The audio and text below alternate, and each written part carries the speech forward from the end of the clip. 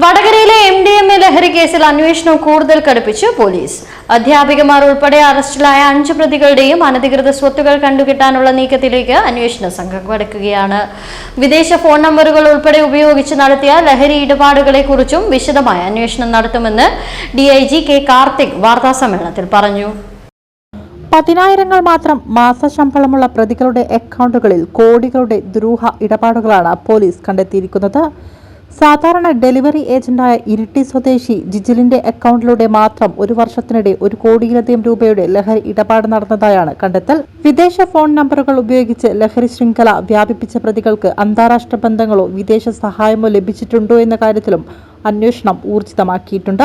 ലഹരി വിൽപ്പനയിലൂടെ സമ്പാദിച്ച മുഴുവൻ സ്വത്തുക്കളും NDPS നിയമപ്രകാരം കണ്ടുകെട്ടുമെന്ന് Kannur range DIG K Karthik വാർത്താസമ്മേളനത്തിൽ അറിയിച്ചു. കേസിലെ പ്രധാന ആസൂത്രകരിലേക്ക് അന്വേഷണം വേഗത്തിൽ വ്യാപിപ്പിക്കാനൊരുങ്ങുന്ന പോലീസ് വരുന്ന ദിവസങ്ങളിൽ കൂടുതൽ അറസ്റ്റുകൾ ഉണ്ടാകുമെന്ന സൂചനയും നൽകുന്നുണ്ട്.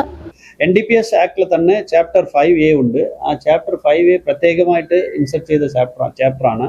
ഈ NDPS അഫൻസ് കമ്മിറ്റ് ചെയ്യുന്നത് പൊതുവെ എന്തിനാണ്? ഈ പൈസ ഉണ്ടാക്കാനായിട്ടാണ്, സ്വത്തുക്കൾ വാങ്ങിക്കാനായിട്ടാണ്. അപ്പോൾ ഇല്ലീഗലായിട്ട് പൈസ ഉണ്ടാക്കാനാണ് ഉദ്ദേശത്തോടു കൂടിയാണ് ഈ അഫൻസ് കമ്മിറ്റ് ചെയ്യുന്നത് ആളുകൾ.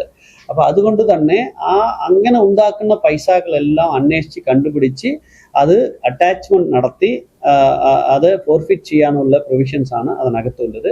ആ പ്രൊവിഷൻസ് എല്ലാം നമ്മൾ ഈ കേസ് ഉപയോഗിച്ച് ഈ സ്വത്തുക്കളെല്ലാം കണ്ടുപിടിക്കും.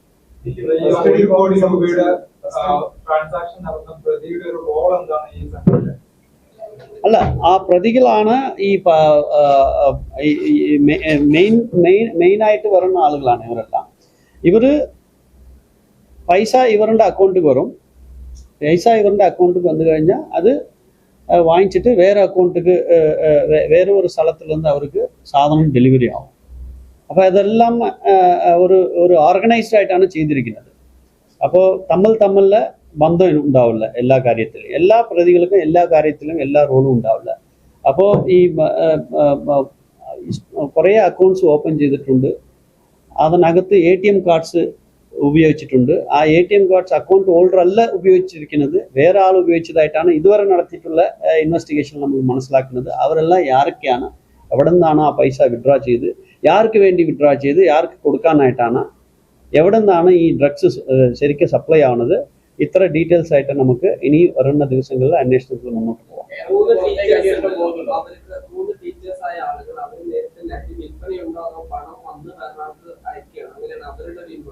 അവർക്ക് വിൽപ്പന ഉണ്ട്, അവരും ഇടനിലക്ക് അതെ അവരും പൈസക്ക് വേണ്ടി ഈ കാര്യങ്ങൾ ചെയ്യുന്നുണ്ട്. അതാണ് അങ്ങനെയാണ് നമ്മൾ ഇതുവരെ നടത്തിയുള്ള അന്വേഷണത്തില് നമുക്ക് എവിഡൻസ് അനുസരിച്ച് മനസ്സിലാക്കുന്നത്. അതുകൊണ്ടാണ് അന്വേഷണ സംഘം അറസ്റ്റ് ചെയ്തത്.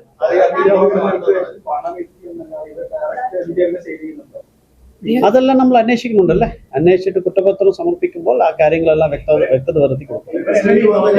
ഇപ്പൊ അവരുടെ പ്രാഥമികമായിട്ട് അവരുടെ ഇൻവോൾവ്മെന്റ് മനസ്സിലാക്കിയത് കൊണ്ടാണ് പ്രൈമ ഫേസി there is a involvement, so arrest is required. ആ കാര്യങ്ങൾ ഇപ്പൊ ഇതുവരെ 5 പ്രതി അറസ്റ്റ് ചെയ്ത്. ഇപ്പൊ ഇത് ഇങ്ങനെ അന്വേഷിച്ച് വരുമ്പോൾ കൂടുതൽ പ്രതികൾ ഉണ്ടെന്നാണ് നമ്മൾ സംശയിക്കുന്നത്. അപ്പൊ ഇനി കൂടുതൽ പ്രതികൾക്ക് പോകാനുള്ള സാധ്യതകളുണ്ട്. അതേക്കുറിച്ച് അന്വേഷിക്കാം. അവരുടെ ലൈഫ് സ്റ്റൈലിനെ കുറിച്ച് നമ്മൾ അന്വേഷിക്കേണ്ടി വരും. വാർത്താ സമ്മേളനത്തിൽ DIGയോടൊപ്പം Kozhikode rural SP Merin Joseph IPS, DYSP Sanilkumar, narcotic DYSP T Uthamdas, CI AV Dinesh എന്നിവരും പങ്കെടുത്തു.